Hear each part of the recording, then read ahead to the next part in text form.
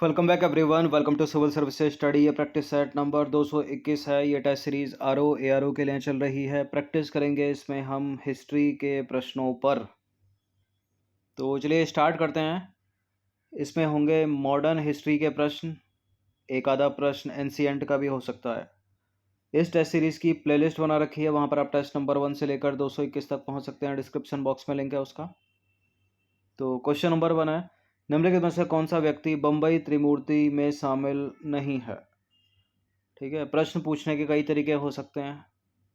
निम्नलिखित में से कौन बम्बई त्रिमूर्ति में शामिल है। 3 व्यक्तियों का नाम हो सकता है। तो इसमें प्रश्न है कौन सा शामिल नहीं है। बदरुद्दीन तैयब जी, फिरोज शाह मेहता, बाल गंगाधर तिलक, के.टी. तेलंग। एक प्रश्न वो आता है लाल बाल पाल कौन है इसमें। ठीक है, तो वो लाला लाजपत राय है, बाल गंगाधर तिलक और बिपिन चंद्र पाल। यहाँ है बम्बई त्रिमूर्ति में कौन शामिल नहीं है। तो बम्बई त्रिमूर्ति में जो जो शामिल है उसको याद रखिएगा, जो नहीं है तो कुछ भी नहीं हो सकता है। बदरुद्दीन तैयब जी, फिरोज शाह मेहता और के.टी. तेलंग, ये 3 व्यक्ति बम्बई त्रिमूर्ति कहे जाते हैं। बाल गंगाधर तिलक नहीं। तो सी है इसका आंसर। बदरुद्दीन तैयब जी, फिरोज शाह मेहता, के.टी. तेलंग को बम्बई त्रिमूर्ति के नाम से जाना जाता है। इन तीनों ने मिलकर 1885 में बम्बे प्रेसिडेंसी एसोसिएशन की स्थापना की थी। क्वेश्चन नंबर 2 पर आ जाइए। कुछ वक्तव्य है यहाँ पर। राजा जनता के लिए बने हैं, जनता राजा के लिए नहीं बनी। भारतीय राष्ट्रीय आंदोलन के दौरान यह वक्तव्य निम्नलिखित में से किसने दिया था। ये वक्तव्य है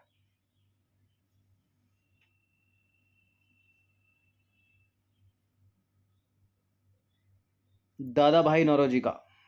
ऑप्शन नंबर सी है इसका answer.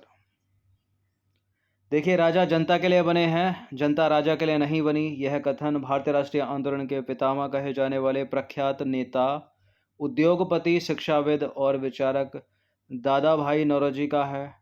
Great grand old man of India इनको कहा जाता है। नंबर 3 पर आ जाइए। मैं एक समाजवादी और गणतंत्रवादी हूँ, मुझे राजाओं और राजकुमारों में विश्वास नहीं। यह वक्तव्य संबंधित है किससे। जवाहरलाल नेहरू, गोपाल कृष्ण गोखले, भगत सिंह या महात्मा गांधी। क्या है इसका आंसर। इसका आंसर है भारत के प्रथम प्रधानमंत्री जवाहरलाल नेहरू। देखिए, 1929 के लाहौर अधिवेशन में जिसकी अध्यक्षता की थी पंडित जवाहरलाल नेहरू ने, अपने ऐतिहासिक अध्यक्षीय भाषण में इन्होंने कहा, मैं स्वभाव से समाजवादी हूँ और मेरी राजा महाराजाओं में कोई निष्ठा नहीं है। क्वेश्चन नंबर 4 पर आ जाइए। राजनीतिक विरोध प्रदर्शन के निम्नलिखित 4 रूपों में से कौन सा उस व्यक्ति के नाम पर आधारित है जिसने सबसे पहले इसका उपयोग राजनीतिक हथियार के रूप में किया। घेराव, बंद, हड़ताल या बाइकॉट। इसका आंसर है ऑप्शन नंबर ए, बाइकॉट। देखिए, आयरलैंड के सीसी वाइकॉट के नाम पर ही वाइकॉट शब्द का प्रयोग आधारित है। इन्होंने सबसे पहले 1880 ईस्वी में भू राजस्व कम न करने के संबंध में इस विधा का उपयोग राजनीतिक अस्त्र के रूप में किया था। 5वां प्रश्न है, निम्नलिखित में से किसने 31 दिसंबर 1928 को दिल्ली में हुए सर्वदलीय मुस्लिम सम्मेलन की अध्यक्षता की थी। किसने की थी। बदरुद्दीन तैयब जी, मोहम्मद अली जिन्ना, फजली हुसैन या आगा खां।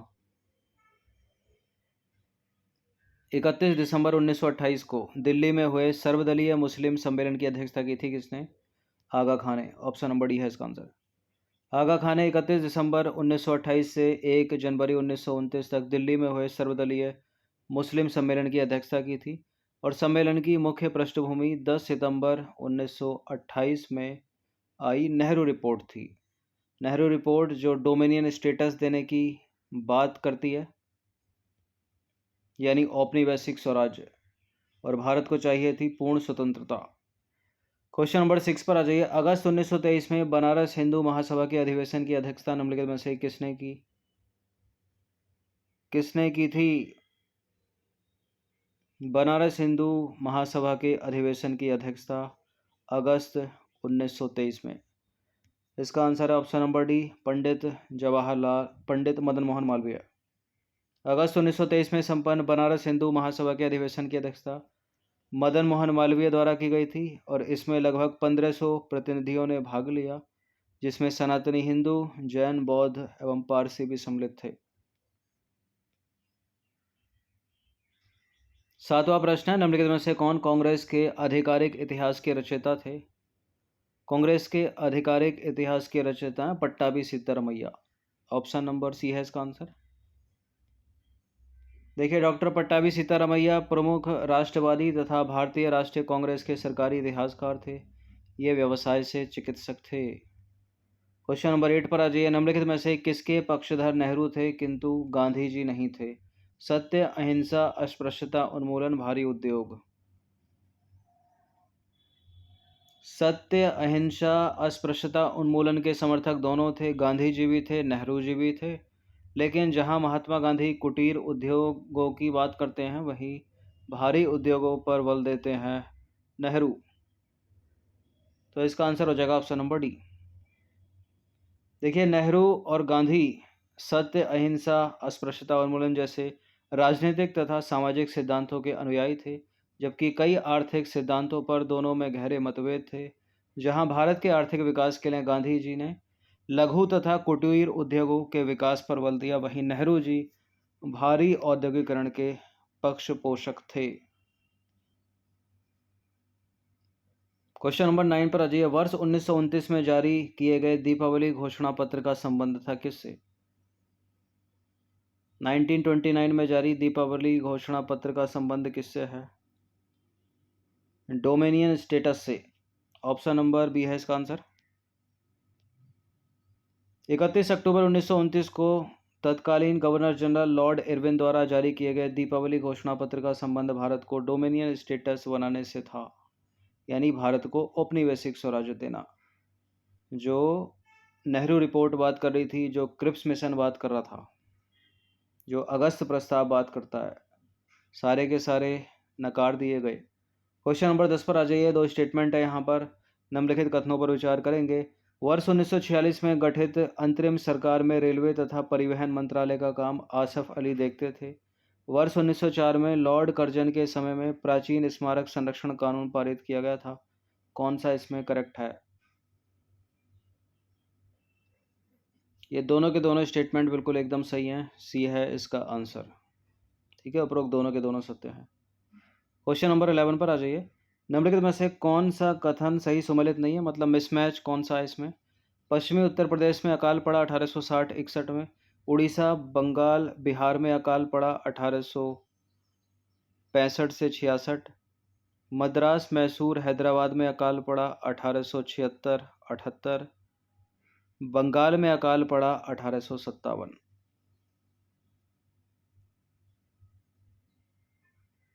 देखिए, पहला करेक्ट है, दूसरा करेक्ट है, तीसरा करेक्ट है, चौथा वाला इनकरेक्ट है, क्योंकि बंगाल में अकाल पड़ा था 1943 में, 1943 में। ठीक है, और एक बार साथ में उड़ीसा, बंगाल, बिहार में 1865-66 में। तो 1857 तो इनकरेक्ट है, इसने डी है इसका आंसर। क्वेश्चन नंबर 12 पर आ जाइए, किसने कहा था डोडो की भांति साम्राज्यवाद दिवंगत हो चुका है? दिवंगत अर्थात इस पृथ्वी से उन्मूलन, मतलब धरती से चले जाना, मिट जाना, समाप्त हो जाना। ये कथन है किसका? क्लीमेंट एटली का। ऑप्शन नंबर डी है इसका आंसर। देखिए, दूसरे विश्व युद्ध के पश्चात ब्रिटिश प्रधानमंत्री बने क्लीमेंट एटली ने कहा कि डोडो की भांति साम्राज्यवाद दिवंगत हो चुका है। अर्थात डोडो क्या है? एक विलुप्त पक्षी। गोखले माई पॉलिटिकल गुरु पुस्तक किसने लिखी है? महात्मा गांधी के राजनीतिक गुरु हैं गोपाल कृष्ण गोखले, और इसका आंसर महात्मा गांधी है, बी है इसका आंसर। ये नंबर है, इस पर कॉल या व्हाट्सएप करके आप फुल टेस्ट सीरीज प्राप्त कर सकते हैं आर ओ की। गोखले माई पॉलिटिकल गुरु पुस्तक के लेखक कौन है? महात्मा गांधी। क्वेश्चन नंबर 14 पर आ जाइए, 1927 की बटलर कमेटी का उद्देश्य था क्या? भारत सरकार एवं देशी रियासतों के बीच संबंध सुधारना, डी है इसका आंसर। यह प्रश्न यूपीएससी सिविल सेवा में एग्जैक्ट बिल्कुल ऐसे ही पूछा जैसे यहाँ है, 2014 में पूछा था। देखिए, भारतीय राज्य समिति ने सर हरकोर्ट बटलर की अध्यक्षता में वर्ष 1927 में एक समिति का गठन किया, जिसे बटलर समिति या कमेटी कहा जाता है। इस समिति का गठन भारत सरकार और देशी रियासतों के बीच संबंधों की जांच और स्पष्टीकरण के लिए किया गया था। क्वेश्चन नंबर 15 पर आ जाइए। निम्नलिखित में से किस भूतपूर्व प्रधानमंत्री की स्मृति में हर साल 23 सितंबर को कृषक दिवस मनाया जाता है? इसका आंसर है ऑप्शन नंबर डी, चौधरी चरण सिंह। देखिए, भारत के भूतपूर्व प्रधानमंत्री स्वर्गीय चौधरी चरण सिंह जी की स्मृति में प्रतिवर्ष 23 दिसंबर को कृषक दिवस मनाया जाता है।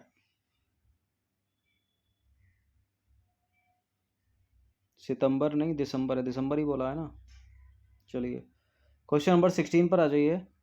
क्वेश्चन नंबर 16 है, 1856 भारतीय समाज के इतिहास में महत्वपूर्ण था क्योंकि हिंदू विधवा पुनर्विवाह अधिनियम पारित किया गया था, कन्या भ्रूण हत्या के खिलाफ एक अधिनियम पारित किया गया था, सती प्रथा के खिलाफ एक अधिनियम पारित किया गया था, लड़कियों के विवाह की न्यूनतम आयु 14 वर्ष कर दी गई थी। वो शारदा एक्ट में किया गया था। ठीक है, तो गलत है डी, गलत है सी, गलत है बी भी। हिंदू विधवा पुनर्विवाह अधिनियम पारित किया गया वर्ष 1856 में, 1856 में, ये है इसका आंसर। देखिए, हिंदू विधवा पुनर्विवाह अधिनियम 1856 की बात करें तो 1856 के अधिनियम ने हिंदू विधवाओं के पुनर्विवाह और वैध विधवा पुनर्विवाह के मार्ग में आने वाली बाधाओं को दूर किया। इस अधिनियम का उद्देश्य महिलाओं के कल्याण को बढ़ावा देना था और यह अधिनियम हिंदू विधवाओं के पुनर्विवाह को वैध बनाता है और घोषणा करता है कि महिलाओं के पुनर्विवाह के ऐसे किसी भी मुद्दे को नाजायज नहीं माना जाएगा। अतः यह स्पष्ट है कि 1856 भारतीय समाज के इतिहास में महत्वपूर्ण था क्योंकि हिंदू विधवा पुनर्विवाह अधिनियम पारित किया गया। कुछ एडिशनल इन्फॉर्मेशन जो विकल्प में दी गई है, जैसे कि 1870 में कन्या भ्रूण हत्या के खिलाफ एक अधिनियम पारित किया गया था, सती प्रथा के खिलाफ अधिनियम 1829 में पारित किया गया और बाल विवाह निरोधक अधिनियम 28 सितंबर 1929 को पारित एक विधायी अधिनियम था और इस अधिनियम ने लड़कियों के विवाह की न्यूनतम आयु 14 वर्ष निर्धारित की और लड़कों के विवाह की न्यूनतम आयु 18 वर्ष निर्धारित की और इसके प्रायोजक थे हरविलास शारदा और उन्हीं के नाम पर शारदा एक्ट के नाम से इसको जाना जाता है, बाल विवाह निरोधक अधिनियम 1929। क्वेश्चन नंबर 17 पर आ जाइए। निम्नलिखित में से किस समाज सुधारक द्वारा निम्न जाति की दमनात्मक स्थिति को पहली बार अमेरिका में काले दासों की स्थिति के समरूप देखा गया? महात्मा गांधी, बी आर अम्बेडकर, ज्योतिराव फूले, इनमें से कोई नहीं।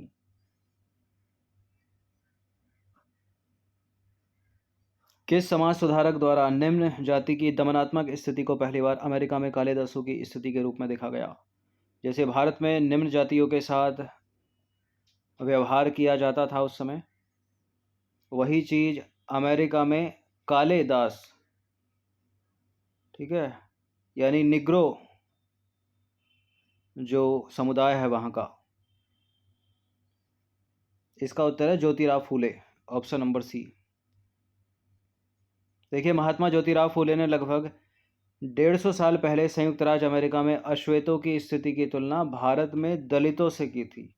1873 में महात्मा ज्योतिराव फूले ने गुलामगिरी नामक एक पुस्तक लिखी जिसका अर्थ दास्ता है। दास्ता यानी स्लेवरी, स्लेव। इस किताब को लिखने के 10 साल पहले अमेरिकी गृह युद्ध लड़ा जा चुका था जिससे अमेरिका में गुलामी का अंत हो गया। महात्मा ज्योतिराव फूले ने अपनी पुस्तक उन सभी अमेरिकियों को समर्पित की जिन्होंने गुलामों को मुक्त कराने के लिए संघर्ष किया था। इस प्रकार भारत की निम्न जातियों और अमेरिका में काले दास निग्रो के बीच एक कड़ी स्थापित करना है। इसलिए महात्मा फूले ने भारत की निचली जातियों की दमनात्मक स्थिति की तुलना संयुक्त राज्य अमेरिका की काली दास्ता से की है, गुलामगिरी पुस्तक में। इम्पोर्टेंट पुस्तक है कॉम्पिटिटिव एग्जाम से, सीधे प्रश्न बनेगा लेखक कौन है। क्वेश्चन नंबर 18 पर आ जाइए। गांधी जी ने डैश के लिए चंपारण जिले में अपना पहला सत्याग्रह आंदोलन आयोजित किया। मिल मजदूर, दैनिक मजदूर, नील कृषक, इनमें से कोई नहीं। क्या आएगा फिलिंग द ब्लैंक्स में? मिल मजदूर नहीं, नील कृषक, ऑप्शन नंबर सी। देखिए, गांधी जी एक भारतीय वकील थे, औपनिवेशिक राष्ट्रवादी थे, राजनीतिक नीतिवादी थे, जिन्होंने ब्रिटिश शासन से भारत की स्वतंत्रता के लिए सफल अभियान का नेतृत्व करने के लिए अहिंसक प्रतिरोध को नियोजित किया और बदले में दुनिया भर में नागरिक अधिकारों और स्वतंत्रता के लिए आंदोलनों को प्रेरित किया। नील कृषकों के समर्थन में चंपारण सत्याग्रह 1917 की बात करें तो स्वतंत्रता संग्राम में गांधी जी द्वारा यह पहला सविनय अवज्ञा आंदोलन था। राजकुमार शुक्ला के मनाने पर गांधी जी बिहार के चंपारण गए थे और वहाँ के किसानों की स्थिति की जांच की। क्यों गए थे? ताकि वहाँ के किसानों की स्थिति की जांच की जा सके। वहाँ के किसान भारी करों और शोषक प्रणाली के तहत परेशान थे। उन्हें ब्रिटिश बागान मालिकों द्वारा तिनकठिया प्रणाली के तहत नील उगाने के लिए मजबूर किया गया था। अब गांधी जी जो है इस मामले की जांच के लिए चंपारण पहुंचे, लेकिन ब्रिटिश अधिकारियों ने ऐसा करने की अनुमति नहीं दी।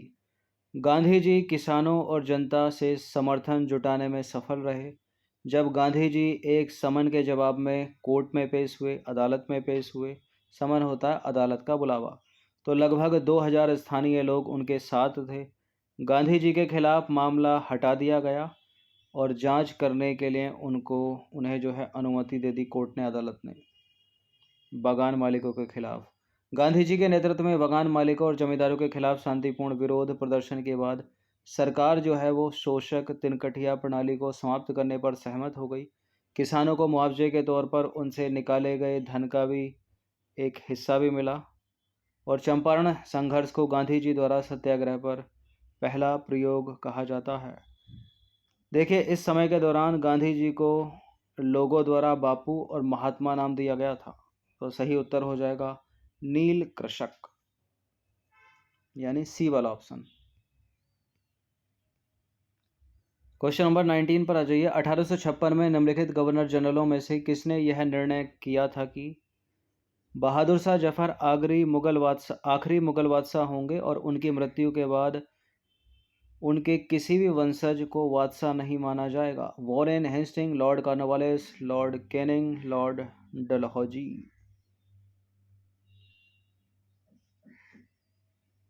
ठीक है, बहादुर शाह जफर आखिरी मुगल बादशाह होगा और उसकी मृत्यु के बाद उसकी किसी भी वंशज को बादशाह नहीं माना जाएगा।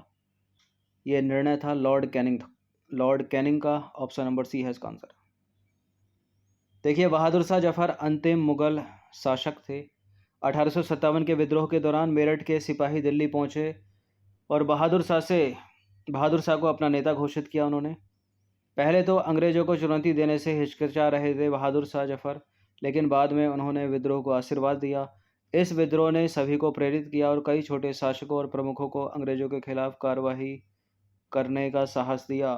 1856 में लॉर्ड कैनिंग ने तय किया कि बहादुर शाह जफर अंतिम मुगल राजा होगा और उसकी मृत्यु के बाद उसके वंशजों में से किसी को भी शासक के रूप में मान्यता नहीं दी जाएगी, वे सिर्फ प्रधान कहलाएंगे। मुगल सम्राट के प्रति यह अपमानजनक व्यवहार भी 1857 के विद्रोह के राजनीतिक कारणों में से एक था।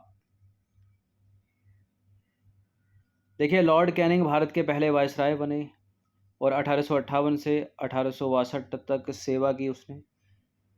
1856 से 1862 तक भारत के गवर्नर जनरल के रूप में भी काम किया। उसने डॉक्ट्रिन ऑफ लैप्स को समाप्त कर दिया और बॉम्बे, कलकत्ता और मद्रास में 3 विश्वविद्यालयों की स्थापना की लॉर्ड कैनिंग ने। अभी तक एंशिएंट हिस्ट्री चल रही थी, ये प्रश्न एक, अभी तक मॉडर्न हिस्ट्री चल रही थी, ये प्रश्न एक इसमें आ गया है एंशिएंट हिस्ट्री का, प्राचीन कालीन भारतीय इतिहास का, बौद्ध धर्म से संबंधित है। विनय पिटक एक ग्रंथ है जो अभिलेखित करता है बौद्धों के नियम को, जैन धर्म की शिक्षाओं को, वैदिक कर्मकांडों को, शिक्षकों के मध्य बातचीत को। किसको? देखिए, 3 पिटक हैं बौद्ध धर्म में, एक है सुत्त पिटक, अभिधम्म पिटक और तीसरा है ये विनय पिटक। और विनय पिटक एक ग्रंथ है जो अभिलेखित करता है बौद्धों के नियम को। ऑप्शन नंबर ए है इसका आंसर। वैदिक कर्मकांडों को नहीं, शिक्षकों के मध्य बातचीत को नहीं, जैन धर्म की शिक्षाओं को नहीं। देखिए, त्रिपिटक का अर्थ होता है ट्रिपल बास्केट, जो बौद्ध धर्म ग्रंथों के प्राचीन संग्रह के लिए पारंपरिक शब्द है। विनय को भिक्षुओं और तपस्वियों की पीढ़ियों द्वारा याद और जप करके संरक्षित किया गया था। विनय पिटक या अनुशासन की टोकरी प्रारंभिक बौद्ध ग्रंथों का संग्रह त्रिपिटक के 3 भागों में पहला है। अन्य 2 कौन कौन से? सुत्त पिटक और अभिधम्म पिटक, उनको भी याद रखिएगा। विनय भिक्षुओं और तपस्वियों के लिए बुद्ध के अनुशासन के नियमों को दर्ज करता है। इससे पहले बौद्ध भिक्षुओं और तपस्वियों और वे कैसे रहते थे के बारे में कहानियाँ भी शामिल हैं इसमें, ठीक है, इसमें है। और विनय को बुद्ध के जीवन काल में नहीं लिखा गया था, मतलब विनय पिटक की बात हो रही है। बौद्ध कथा के अनुसार बुद्ध के शिष्य उपाली सभी नियमों को पूरी तरह जानते थे और उन्हें याद करने के लिए प्रतिबद्ध थे।